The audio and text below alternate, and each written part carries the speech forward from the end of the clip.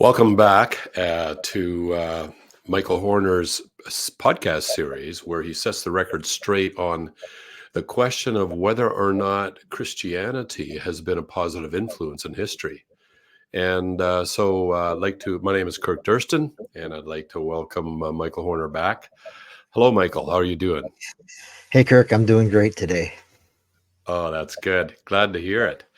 So, it's remarkable that at this stage in history, despite the track record, Christianity is often portrayed right now in bad light. But you've been talking about this, what actual history has to show, both the good and the bad. And so, why don't we pick it up from where we've left off and uh, let's start. Yeah, I've been really captured by this idea that the narrative that we sort of been fed is that Christianity is harmful. And yet, when historians go back and actually do research on the social impact of Christianity, they're actually coming to the opposite conclusions. And after I read Tom Holland's major book, Dominion, and followed that up by reading John Dixon's book, Bullies and Saints, and Glenn Scrivener's book, The Air We Breathe, all on that same topic. I mean, I was really, really interested in delving into this deeply and passing on what I've learned. And so I began to listen to and watch as many debates and lectures and dialogues by Tom Holland as I could. Now, for our listeners who aren't familiar with who Tom Holland is, Tom Holland would self describe as a liberal, secular humanist who was really captured himself by the power that he saw in the Roman and Greek cultures, and believed that his own moral values were in line with what he saw there. But when he went back as a scholar to study that, he began to see that the Roman and Greek cultures were absolutely brutal, and that in fact his own values that he thinks are important and real and true actually fit in with Christianity. And he began to write about the impact of Christianity on our world. And so I was one of the debates I was watching was on the Unbelievable podcast show that was hosted by Justin Brierley back then, and it was between Tom Holland and AC Grayling. And these are two unbelievers. AC Grayling being a very committed uh, atheist secular humanist, and Tom Holland sort of an agnostic secular humanist, and they are debating about the impact of Christianity on culture. Now, Holland does speak with a great deal of authority, even though he tends to speak slowly, calmly, and deliberately. But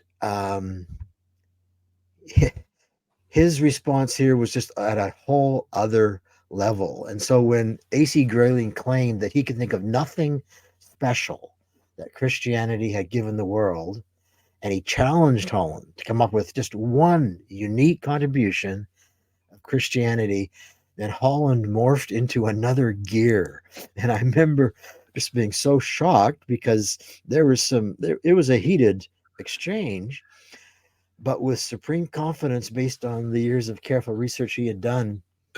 That's amazing. Uh, his Yeah. response has been described, and the reason I thought about this using this as an intro today is because this event has been brought up again on X, or formerly Twitter, in the last couple of Hmm. days. This exchange, and the people at the Colson Center, Shane Morris and John Stone Street. Shane Morris described this as a mic drop moment for Holland. And that's what reminded me. Yeah, that was my experience. This was a mic drop moment where these two non-Christian scholars were arguing, and Holland was with supreme confidence, based on all the research he had done. He delivered this mic drop moment. And here's the way that John Stonestreet of the Colson Center put it. Holland rattled off a list that included lifelong marriage. These are responses to giving one unique contribution of Christianity. If you can just come up with one, Grayling said. Holland rattled off a list that included lifelong marriage, concepts of sexuality that protected women and children, the modern scientific project, the idea that humans bear the image of God, the universality of ethics, and more. As Holland put it, according to Stonestreet, essentially what I'm talking about is what makes Western civilization distinctive. So he didn't give just one. He gave this whole huge list of actually what makes Western civilization unique and distinctive, and what most people would say is positive about the West. And so it struck me, Kirk, that this is what we've been talking about in our previous Yeah, exactly. episodes. And more than that, I think what I'm trying to do is actually create a mic drop moment for our entire culture. I want our entire culture to recognize that the teachings of Jesus and the apostles applied, although haltingly and imperfectly, gradually began to make revolutionary changes to the pagan world in which Christianity was planted and in which it grew.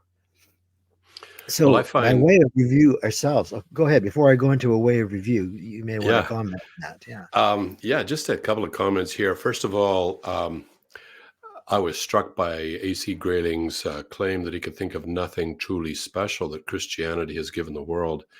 And that is the case, I think, with the average person out there in our culture today. And it's not because there isn't anything special, it's just simply an absence of information, an absence of knowledge about what actually has been, what it has done. Like, for example, if somebody were to say to me, can you think of one truly special thing that quantum mechanics has given to the world? I might on the face of it say, well, I don't know. I can't think of anything, but it does not follow that it hasn't given anything. In fact, all that it really reveals is that I haven't dived into it. I haven't looked into it. And I think that's a major problem in our culture today. So it's fed by a few comments here and there that are consistently negative by people who are basically maybe hostile to Christianity or at least ignorant of it, and then coupled with a massive amount of ignorance of what actual history says about the contributions of Christianity. So I totally, this is what we're up against, I think, is just, and what I'm glad you're doing, Michael, is to start setting the record straight, so to speak, and actually look at history. Yeah, that is what we're trying to do here. I'm just one of many people that I think have recognized this issue, and trying to be involved in setting the record straight, combating the narrative that has been false, and filling in this gap of knowledge as well. So already in this series, we've focused on positive uh, accomplishments or the positive social impact of Christianity. We mentioned that there's a radically new view of God and a new view of man that came in the advent of Christianity, and we saw that it led to self sacrificing, health care and behavior by the earliest Christians during plagues, and when um, newborns were left on the side of the road. And eventually, this morphed into hospitals when Christians actually gained some religious freedom a couple hundred years, 200 or 300 years later, and some influence and some power. They began to um, use this impetus and form hospitals, and that's still the case. Most hospitals are called Saint something or other, right? We saw the Yeah, they enhanced had their status of women origins. and children. Yeah. And reason, progress, and science, we made the case that uh, those were birthed and grew in the soil of Christianity. Education as well, which began with just the teaching of Christianity, but it morphed into universities eventually. Whole concept of moral equality, what we talk about these days as sort of human equal value, worth, dignity, and human rights uh, grew in the soil of Christianity. The abolition of slavery took place only twice in the history of the human race, and both times it was significantly influenced by the Christians and Christian worldview. We saw remarkable innovation and invention taking place during the alleged Dark Ages, which shows that what most historians say these days, that the whole idea of the Dark Ages, that itself is a myth. We saw the establishment of democracy through missionary impact, through the work of Robert Woodbury and his research, the Red Cross, the Geneva Convention. These are just some of the things that we've looked at so far, and they're just a sampling of many more. But what they do is they demonstrate that this idea of the what we want to call the Middle Ages or the medieval times, in contrast to the Dark Ages now, to be more accurate, that they just weren't so dark after all. Unlike the way Enlightenment thinkers have misled us to believe. But what was going on was actually an accelerating curve of progress. Now, that phrase was used by Rodney Stark, the sociologist and historian who was an agnostic when he began researching the impact of Christianity in history and decided to become a Christian as a result of his research. But I love that phrase, the accelerating curve of progress. It wasn't as though there was this Dark Ages and then all of a sudden someone just switched a light on and the Renaissance came and then the Enlightenment, like almost popping into existence out of nothing. No, it was a curve of progress that was slow and gradual, but was gaining acceleration around the time of the Renaissance and the Reformation, and that led into the ensuing scientific era and the Enlightenment period. And so Well, that the yeah, go ahead. reminds me of something I think you said earlier in one of the previous episodes about what Jesus said, that the kingdom of God would be like yeast in dough.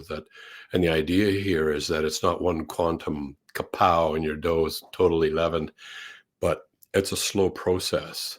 And if you try and impose radical people will say, why didn't Jesus just change everything right there? And the problem is you often get backlash by cultures and societies if things are forced. Big change is forced right now. But instead, what we're seeing is a slow and steady change throughout the centuries, throughout the millennia, as the teachings of Jesus Christ begin to permeate and spread around the world like yeast in dough. Yeah, exactly right. And that was one of the insights that really struck me, that Jesus' prediction of how his kingdom would grow is exactly how it's happened. And so the wellspring of each of these initiatives that we just mentioned is the centuries of Christians or Christian reflection on the teachings and the worldview of Jesus and the apostles. In addition to the inner transformation that can take place when a Christian is totally surrendered to Jesus and the actions of some of those people. Unfortunately, it's not all Christians that are totally surrendered to Jesus and who are experiencing enough of a significant inner transformation. I think progress would be even faster if there were more, but this is related to the free will that each person has. Um, but even in addition, just the Christian worldview and the teachings of Jesus himself do have a leavening impact. And so Stone Street from the Colson Center puts it this way, in answer to A.C. Grayling, give me one unique example of something that Christianity's given. He says, in short, what has Christianity given the world? Nearly everything that matters the most.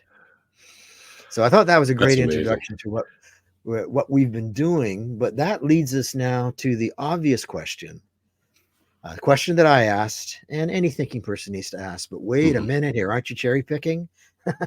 You're only talking about the positive. There are notorious blemishes, to say it nicely, in the history as well that seem to be related to Christendom. Christians seem to have been guilty of doing terrible things. And so, doesn't that justify the conclusion that Christianity is actually harmful to human flourishing? And I am trying to answer that question. Is Christianity helpful or harmful to human flourishing?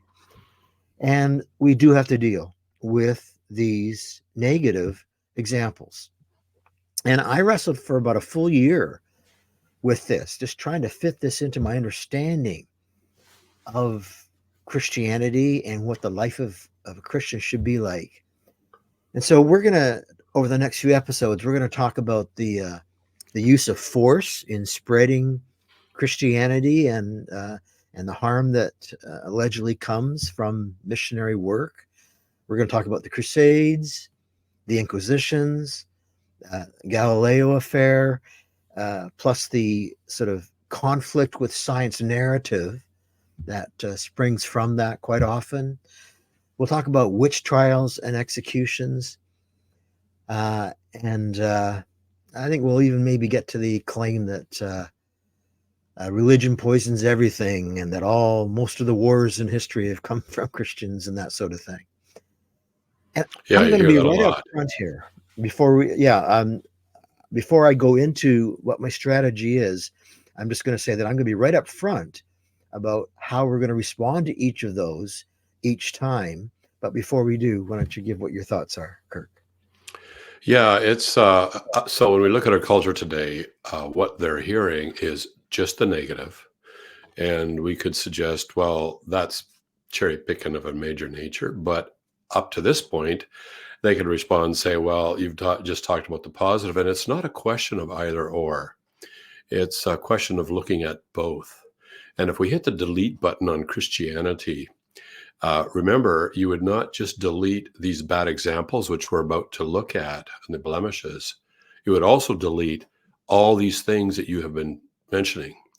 And that's a thing to think about. It's not just either or. We're going to compare both, and then we're going to see where this goes. Yeah, good comment. Thank you. So the first thing that I want to do as a Christian, and I want all Christians to do, is admit that yes, horrible things have been done in the name of Christ. Some by people who were not actually Christians, some by people who were nominal Christians, that certainly self identify as Christians, but something was lacking. But then also, admittedly, some horrible things have been done by real Christians. But I want us to understand the context that this is happening in. The context is the behavior of the rest of humanity throughout history. Good point. Human beings do horrible things. That's our history. That seems to be our bent. Despite many positive examples we can see, there just seems to be like there's a flaw, all right? That there's something broken in human history. And so this fact is going to raise its ugly head again and again in the history of Christianity itself, as it does in the history of any individual human being, including Christians. So I want to admit up front, yes, horrible things have been done. The second thing that uh, will come up in responding to each of the specific negative examples is that we're going to see that most of the numbers that we've been told about, the statistics that are related to these horrible events, are exaggerations. They're not accurate. Now they're not zero either, but the numbers that are sort of part of the what I call the Enlightenment narrative that we've kind of been fed in our culture are mostly exaggerations. And I think I've mentioned before that the source of those exaggerations, unfortunately, actually comes back to Protestant Christians exaggerating about how bad the behavior of Catholics were and the Catholic Church was in their attempts to do something new and reform the church. They gave in to human temptation to exaggerate and lie, and these lies have were picked up by Enlightenment atheists and then applied to all Christians. And so what we've been kind of fed are a lot of exaggerated statistics about these things, and we'll see that in almost every case. The third thing that is part of our response in every case is that we will also see that there are usually mitigating factors. It's the kind of thing that if you really put yourself in their shoes, if you knew what it was like to actually live in that time and try to empathize with that, we would see that okay, maybe I wouldn't have, maybe I shouldn't be so arrogant to think that I wouldn't have done the same thing they did. That's a good point, Um, Michael. I see it a lot in today's culture when we look back at actions just 100 years ago, let's say uh, bad things. They want to take down statues. They want to kind of sanitize the past. But the thing that I see is, and they don't state it, but it seems to be patently obvious all over their faces. The idea or the assumption of I had lived back then, I would never have done stuff like that. I would never have done stuff like that. That's the assumption. But at the same yeah, time, I think it's horribly naive to take the way we are today, raised in this culture, and assume that if I was raised in that culture, I would live the way I need to that I live today, rather than right. I would live the way as one who's been steeped in that culture over there. So it's a really good point. It helps us to understand, I think, be a bit more Yeah. gracious and understanding with what went on in the past, not to justify it, but just to be a No, little that more was my humble. next point. Exactly right. This does not justify the bad behavior at all. And I wouldn't want to have anyone draw that conclusion. But it is helpful to see that, if I was back in that culture would probably have affected me Scary in thought. negative ways. Yeah, It's a exactly. scary But it thought. doesn't justify the bad behavior done by some Christians. And we need to admit that, and Christians need to admit that and not be afraid of it. Now, Mhm. we'll talk about this more. How does this apply to what Christianity is supposed to be all about? Isn't Christianity supposed to be transformative? Yes. Okay. I want us to get into all that, but uh, as we look at these specific negative outcomes, we're going to see that these outcomes are not the fruit of the teachings of Jesus and the apostles.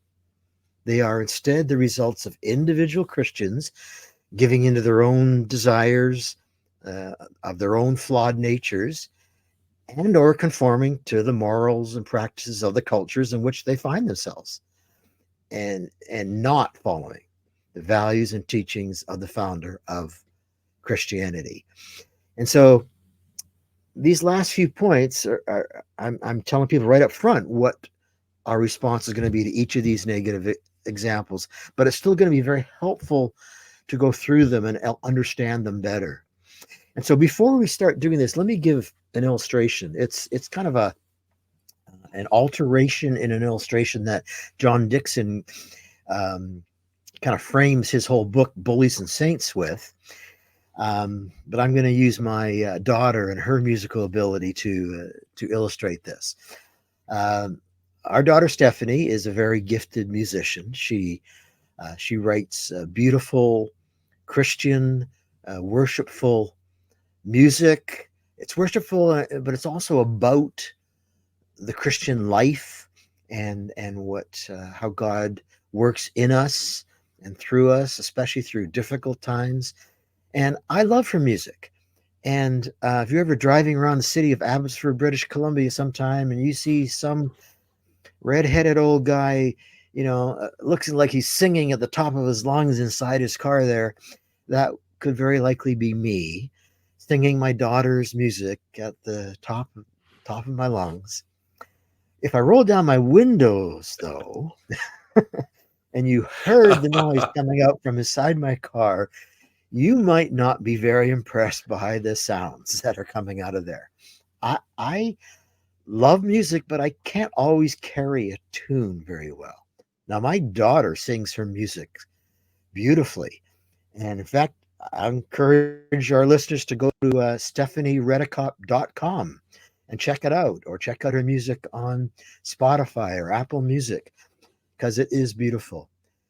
But if you judged her music by my performance of it, you could get a very mistaken idea that her music is awful, that it's not good.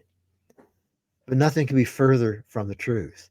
And so Christians' inability to live up to Jesus' teachings is not mean that Jesus' teachings are imperfect. Jesus' That teachings are beautiful. They're good for human flourishing, even though we're Christians give imperfect performances of his teachings all the time. I have had many conversations with university students who are not Christians or who might be thinking of it, but who raise a lot of issues like we're going to be talking about. And my question that I always ask them is, well, is that actually what Jesus taught? And almost all of them will suddenly pause because it's the first time in their life they've actually been asked to make a distinction between, let's say, the composer of the music and the way those people over there are singing it, or the way you're singing your daughter's music. Totally. And often the lights will come on. They'll see, wow, that's an excellent illustration, Michael. The composer of beautiful music versus how you might actually sing it in your car. All right, so that's a long introduction to get us to the first specific example of a negative blemish. And blemish is kind of a euphemism. We could be saying, egregious evils, because there have been horrible things that have been done. The first one, though, is the use of force in spreading Christianity, and maybe the idea of the alleged harms that missionary activity can cause. So I was really struck by the contrast between the use of force and the use of persuasion at different times in the history of Christianity, and what this shows about Christianity and Jesus' teachings, and the influence it should have on us today, by the way, in terms of how we should be trying to influence culture. So, if in Christianity, if one is propagating their religion through violence, they are not following the teachings of Jesus. I mean, it's as Totally, simple yeah. simple as that. And this is in contrast. And I don't say this to be mean. I say this to just take the texts, the history, and the teaching of Islam seriously. This is in contrast to Islam, because their religion and its sacred texts and the example of Muhammad, their founder, actually literally do advocate the spread of the religion by the sword. The contrast with Jesus and his teaching could not be more stark. I find that many people, and or often I observe that people don't want to single out, let's say the example you just mentioned there. It might be, let's say, offensive in their mind or politically incorrect to name a particular religion that everybody might be thinking of in their head that spread by violence. And so they will simply say, generalize and say religion has been spread by violence and so on and so forth. But it's absolutely critical to make a distinction here between persuasion and violence. And yeah, there might be enthusiastic Christians throughout history that did go way out of line, but it's totally clear from Jesus' teachings that it isn't real. It isn't meaningful. Right. It's not, if it's not a personal, internal decision that a person desires to make. One cannot. It's impossible to force a person to become a Christian because the result is not a Christian. Yeah. I also wouldn't want people to misunderstand me. I'm not claiming that most Muslims or all Muslims Hmm. hold this view. I don't think they do at all.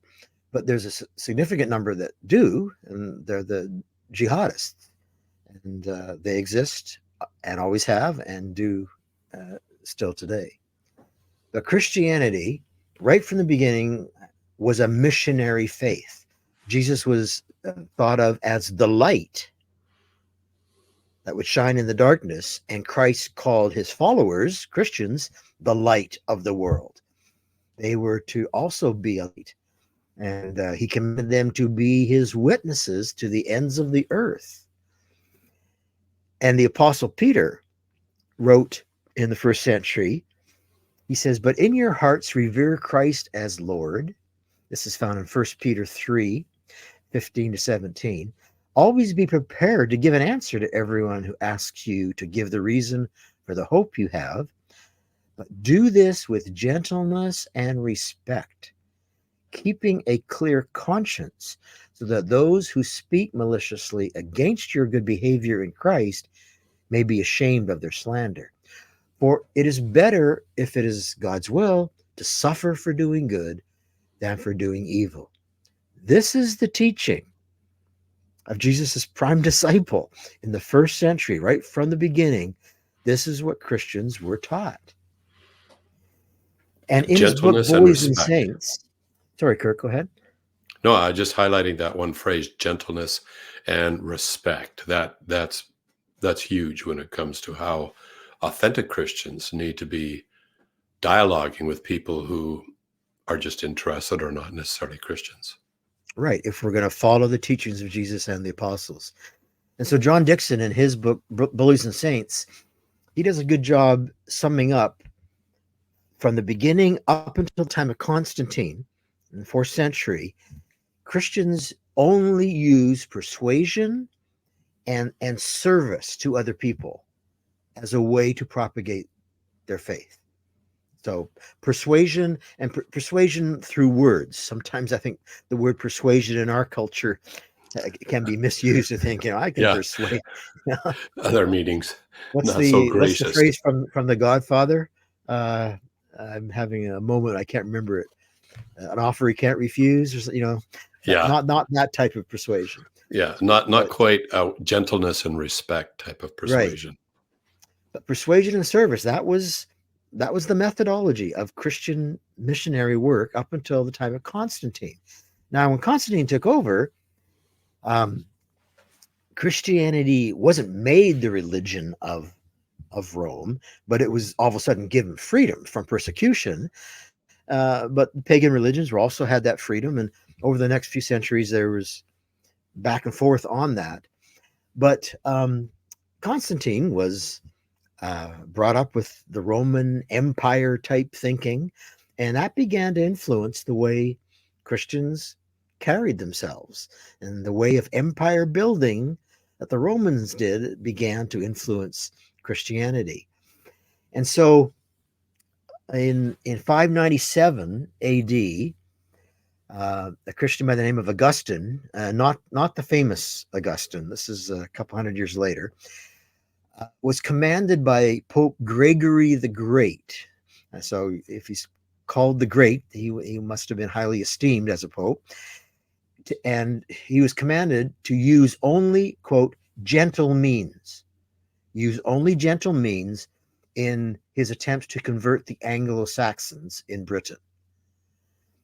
Gregory was saying persuasion is our goal, and our method of persuasion is teaching and preaching. So there was some tension going on. The whole process of the church spreading its message is taking some centuries to actually come to a clear understanding. It started off really positive with the teaching of the Jesus and the apostles, but then with the influence of sort of Roman Empire thinking, church leaders had to push back against this tendency to use force. And so about 100 years after that, Boniface, who was a Christian missionary from Devon in the Saxon kingdom of Wessex, he was sent by Pope Gregory II now to share the light of Christ with the Saxons in Germanic lands. And in the words of his advisor, the Bishop of Winchester, his goal was to, quote, convince them by many documents and arguments. So the mission of persuasion and education turned out to actually be very successful by Boniface as he planted churches and religious communities throughout what we now call Germany in the late 7th and early 8th century. And so Boniface kept to a policy of nonviolence and non-retaliation, even to the point of death. The sword he used, according to Glenn Scrivener in his book, The Air We Breathe, was emphatically not the sword of violence, but what the Apostle Paul had called the sword of the Spirit, which is the word of God, the message of God. So nonviolence and word-based persuasions are raised continually throughout the history of the church, but there's a tension with the culture, which is the whole world's culture, which is used to force as the way you spread and the way you build empires.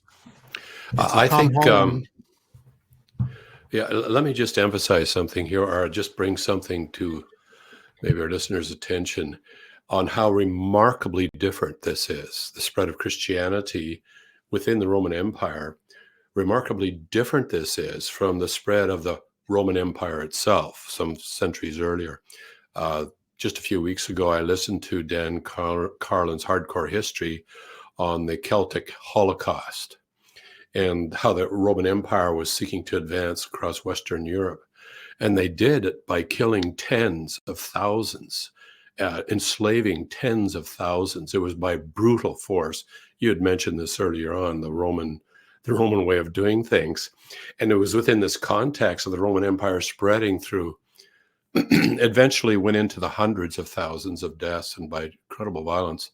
Within this context, Christianity arose and, like leaven within the dough, started spreading through service, as you said, and persuasion, and with gentleness and reason. And it's remarkable that even within a culture like that, Christianity shows a totally different way of spreading. In fact, taught by Jesus Christ to be that way. exactly right. And so Tom Holland summarizes what we can learn from Boniface, the missionary, that to convert was to educate. That was the way that it was done. However, in the later 8th century, beginning of the 9th, we have Charlemagne coming to power. Now he was loyal to the church, but his sword was very much of the steel variety, Glenn Scrivener says. And so he was a man of his times still. And his times were still have been influenced more by the Roman Empire and the rest of the world than it had by Christianity yet. And so Charlemagne's path to power was a brutal one, as brutal as some of the examples you just gave. When the Saxons stood in his way, Charlemagne beheaded 4,500 of them in a single day.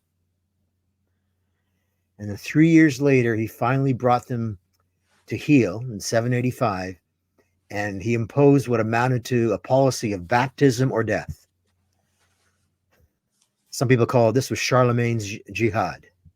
So, this was real darkness again during this time. They just had fallen back to the same way of doing things as was done all around them and the way the Romans had done it.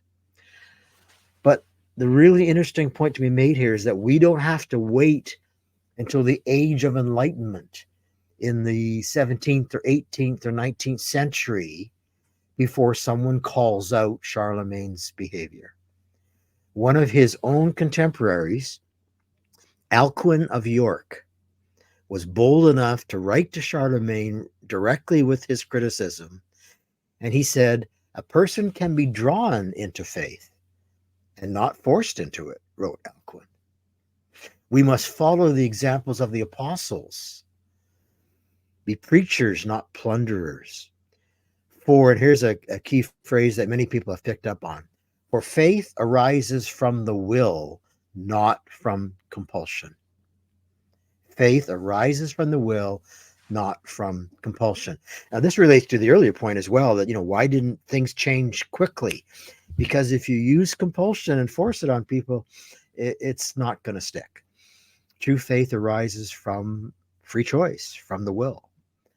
And so Alcuin was actually reflecting back to the teachings of Jesus and the wisdom of the scriptures, the example of the early church, the teaching of missionary bishops like Gregory, who had said gentle means should be our method. So Charlemagne was violently out of step with the spirit of Jesus. So Scrivener asks the question, okay, so should we spread our influence by violence or by persuasion? By coercion or by conversation? By force or by faith? And at the beginning of the end of the 8th century, Charlemagne and Alcuin represented sort of symbols of these two different approaches. And so Charlemagne was carrying on his imperial mission in the customary Roman way, and the body count was mounting. But by the end of the 780s, Alcuin the scholar had changed the mind of Charlemagne the warlord. He persuaded him about persuasion. That's the way Scrivener puts it. And Charlemagne changed. He backtracked. This is amazing, on his forced conversions policy. And he was the kind of guy that never did anything halfway. He threw himself into this new venture, and he became a educationalist, the great educationalist. And they actually crowned him Augustus, the great educationalist. And if persuasion was the true weapon of the Christian ruler, then Charlemagne needed to deploy Alcuin and his fellow scholars so that the armies of new learners might be raised up. So rather than continuing to be this military giant, a military general, he became this great educational general, and he did it with zeal. Without education, they were doomed, he thought. Without education, they could not be brought to Christ. And so Charlemagne in 789 established major educational reforms, which proved to be the beginning of the Renaissance. Not the Renaissance we think of in the 14th century, but the Renaissance in the 8th century, the Carolingian Renaissance that hardly anybody has heard about. And so through Charlemagne, over 70 schools were established, and they didn't just teach theology or doctrine. They taught liberal arts, foundation of grammar, logic, rhetoric, followed by arithmetic, geometry, music, astronomy. Some could opt for medicine or law or theology as a specialty, but there's a breadth of learning at the outset. And the sources, it wasn't limited to scripture or even just Christian authors. It included Plato, Aristotle, Galen, Pliny the Elder, Horace, Cicero, Seneca, Virgil, Livy, Ovid, and about 60 other authors. I mean, you just don't hear about this. We have not been told this. In fact, we've been told that Christians destroyed the learning of that time. But in fact, during the 8th and 9th centuries, it's been estimated that 50,000 books were copied and produced from across the breadth of those authors. And the practice only grew so that 4 centuries later, in the 12th century, there was a veritable flood of translations into Latin of all the classical works. And the earliest catalogs that survive from the monasteries of the day reveal that they have extensive holdings of classical authors and always had. Well, I was recently, a few years ago, back in Highlands of Scotland, and I went to a monastery that was on some little Isle of Ione, I think it's called, which was a bastion of Christianity or an outlier of Christianity. I'm not sure those are the right words. But what I learned, and I hadn't been aware of this for most of my life, is that a very large portion of what we know today about the ancient world from ancient manuscripts come from manuscripts that were actually copied by these monks in Right. in the Middle Ages. And so this is another illustration of how much our knowledge of the past we owe today to actually Christianity, which formed these monasteries and valued greatly the written works of previous centuries.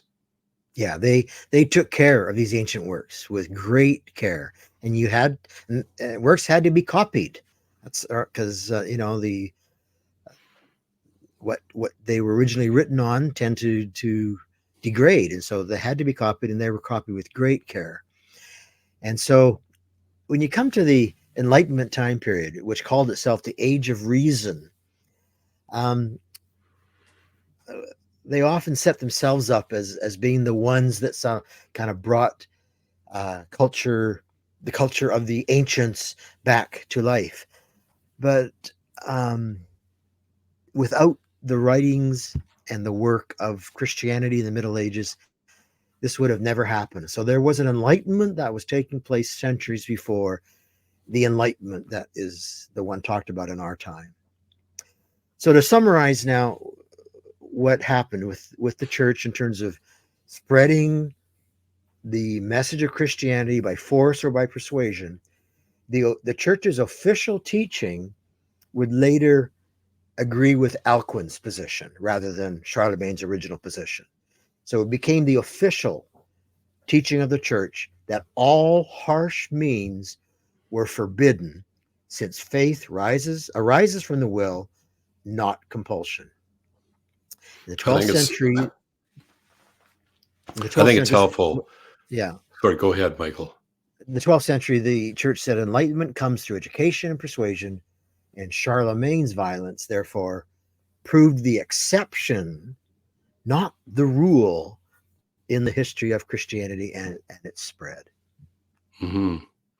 And it's helpful to help point out or highlight this idea of Charlemagne's violence at the beginning, that if one merely points that out as a blot against Christianity, that is actually, maybe we could call it cherry picking to an extent, because Yeah, what changed Charlemagne? We have to look at, well, what changed him? So he became a proponent of education. And the net effect was maybe over 50,000 books published as a result of his. So what changed him? And it was the teachings of Jesus Christ that we should do this with reason, persuasion, education. And that has to be pointed out whenever we're going to look at the way Charlemagne was versus the way he ended and what it was that changed him. right. So let's move to more recent times. Now, in our last episode, we actually did talk about the positive impact of more modern missionaries in terms of helping lay the groundwork for liberal democracy. And we highlighted Robert Woodbury's research. And so I would encourage our listeners to go back to that. But I'm just going to summarize Woodbury's research um, with two quotes here. Robert Woodbury is a sociologist who has studied the impact of sort of the modern missionary movement from the early 19th century to the early 20th century. And he says areas where Protestant missionaries had a significant presence in the past are on average more economically developed today, with comparatively better health, lower infant mortality, lower corruption, greater literacy, higher educational attainment, especially for women, and more robust membership in non governmental associations. And then he says, no, we don't have to deny that there were and are racist missionaries, but we don't have to deny that there were and are missionaries who do self centered things. But if that were the average effect, we would expect the places where missionaries had influence to be worse than places where missionaries weren't allowed or were restricted in action. And we find, he says, exactly the opposite on all kinds of outcomes. Even in places where few people converted, missionaries had a profound economic and political impact. So there's much more that can be said there, but we said that in a previous episode, and I encourage our listeners to check out Robert Woodbury's research. But I do want to give a couple of examples of positive missionary impact in the 19th century, roughly, early and late 19th century. First of all, the examples of um, Tahiti and Samoa. And I've taken this from a Christian historian named Stephen Gertz, and he's talking about a missionary called John Williams in the early 19th century. And Gertz writes, he's quoting the French intellectual Diderot, who wrote in 1772 the following: "One day they will come with crucifix in hand and the dagger in the other to cut your throats or to force you to accept their customs and opinions," wrote Diderot. "One day under their rule, you will be almost as unhappy as they are." This was the type of thinking and narrative that was coming out of the Enlightenment thinkers. So Diderot was sounding the alarm for Tahitians unfamiliar with European colonialism before the English missionary effort in the South Pacific got underway. Could he have witnessed how Christianity actually spread throughout the islands, though? He might have retracted his dire prediction. And so Gertz tells us about the story of John Williams and the London Missionary Society. Williams arrived in Tahiti in 1817 at a time when the church in Tahiti was embryonic. It was still in its infancy. In a matter of months, he achieved fluency in the language, began discussing with the chief of the island and his fellow missionaries a strategy for evangelizing the surrounding islands. And so, May 1818, they set up the Tahitian Missionary Society, an organization intended to incorporate converts into this evangelistic vision, that is, the Tahitians themselves, and encourage them to participate, both financially and through their own endeavors. And so he began preparing these Tahitian missionaries for voyages to the other islands around them. His first opportunity came with the arrival of some refugees who were escaping an epidemic on the island of Rurutu. Their leader, Arura, was astonished to find not only white people on Tahiti, but also an assembled multitude singing the praises of the living and true God. And Arura and his companions converted, and 3 months later asked Williams if they might return to Rurutu to share the good news before the epidemic wiped out their people. And Williams honored Arura's request and sent a few Tahitian deacons along with him on an English merchant ship. Williams also sent with Arura a boat of his own and a Tahitian crew to bring back word of how the mission fared. After an absence of little more than a month, we had the pleasure of seeing the boat return, Williams wrote, laden with the trophies of victory, that is, the gods of the heathen taken in this bloodless war and won by the Prince of Peace. The people of Rurutu rejected their idols and embraced the Christian faith before a European ever stepped onto the island. And then with Samoa, Williams sent missionaries there in 1830, and 7 years later, 20,000 people, half the island's population, professed Christ. And Christianity is now fully integrated into Samoan village life. This is something that I've observed from a distance in different Samoan people. It's interesting to read this history here. This integration Samoans call the Fa'ab Samoa. Furthermore, by approaching the chiefs as he did, Williams also promoted a measure of peace throughout the islands. Chief Meliatoa in Samoa was a feared warrior when Williams met him, but after embracing Christ, Meliatoa was a force for peace. So that's just an example in two places where the message of Christianity by missionaries completely transformed a culture. And in leading people to Christ, they led them to peace and progress.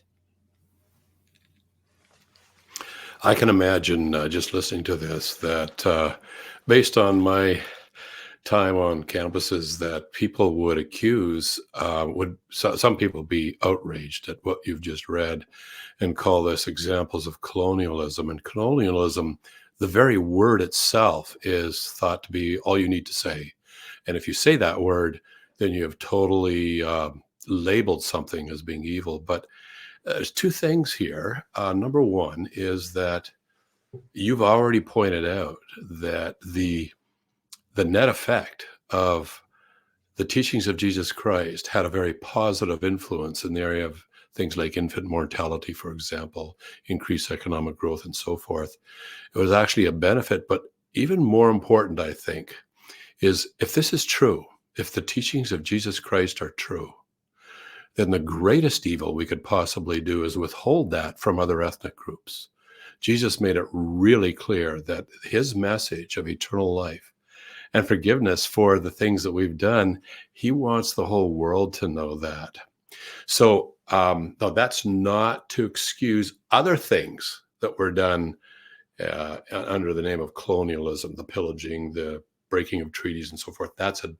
That is actually the opposite of what Jesus taught. That's counter teachings of Christ when we go there. But so we have to distinguish here. We have to distinguish, is this true? And if it is true, we need to separate that from other things that were done that were wrong and that Jesus would have called out. Yeah, exactly. We could do a whole episode on that, but I understand people hearing this, that a lot of them will have a sort of a emotional reaction that this is just wrong in and of itself to try to change people's thinking. But go Yeah. talk to those people. Yeah. They Talk they to them. wanted to Yeah. go share. They wanted to go share with their own people because this is good Yeah. news. And only if you assume that Christianity's teaching is evil and wrong do you have a basis on which to stand. But if what we're talking about here can undermine that assumption, so that you can think, well, oh, maybe that assumption is wrong. Well, that removes the branch upon which you're sitting that allows Yeah. you to claim that it's just wrong by this automatically trying to change someone's thinking. No, that if you love someone, you try to change their thinking too. Mhm. So it just changing someone's thinking. I mean, people who disagree with us, you would want us to change our thinking. So I mean, the whole thing is Yeah. hypocritical here. It is It very really much comes down so. to whether Christianity is Yeah. true or not, and whether it actually does have a positive impact when the teachings of Jesus are actually followed. And that's Mhm. what we're trying to highlight here. Yeah. Let me give you one other positive example that comes from Charles Colson. Colson talks about the Nagas in India, the Nagas people. If you were asked what is the most Baptist state in the world, you probably might think Georgia or Alabama or somewhere in the southern US. But the answer is actually in India, in Nagaland. More than 90% of its 2 million inhabitants are Christians, and more than 80% of them are Baptists. And there's nothing nominal about their Christianity. Very high church attendance there. So, what makes these numbers more remarkable, Colson says, is that as recently as 125 years ago, the Nagas were headhunters, and they were converted to Christianity through the work of courageous Baptist missionaries in the late 1800s, early 1900s. Christianity not only transformed individuals, but the whole Naga society as well. The Nagaland's literacy rate is 4 times that of the rest of India. They have created effective healthcare programs, and their goal is to send 10,000 missionaries to India, Burma, and the rest of Asia. Colson adds, it will come as no surprise that the Naga's relationship with the rest of India is tense. Ethnic and religious differences led to what has been called India's dirty little war, in which at least 200,000 Nagas were killed during the last half of just the last century. Indian troops burned entire villages, raped women in churches, and then they burned the churches. Even after a ceasefire, Indian troops continued to show disdain for the Nagas, for their churches and their religion, prompting the liberal religious magazine Christian Century to compare India's treatment of Nagaland to China's treatment of Tibet. And recently, the Nagas, like the rest of India's 23 million Christians, have experienced discrimination, even violence from Hindu nationalists. The former ruling party, the BJP, as part of its Hinduization program, enacted laws aimed at preventing conversions to Christianity, and its followers burned churches and even killed pastors and parishioners. Colton sums it up by saying, the Nagas are living proof of the gospel's power to transform lives and even whole societies. So, just another example again of how the teachings of Jesus and the apostles uh, are good news, and they change people, they change culture. Is Christianity helpful or harmful to human flourishing? When it's applied properly, the evidence is that it is helpful.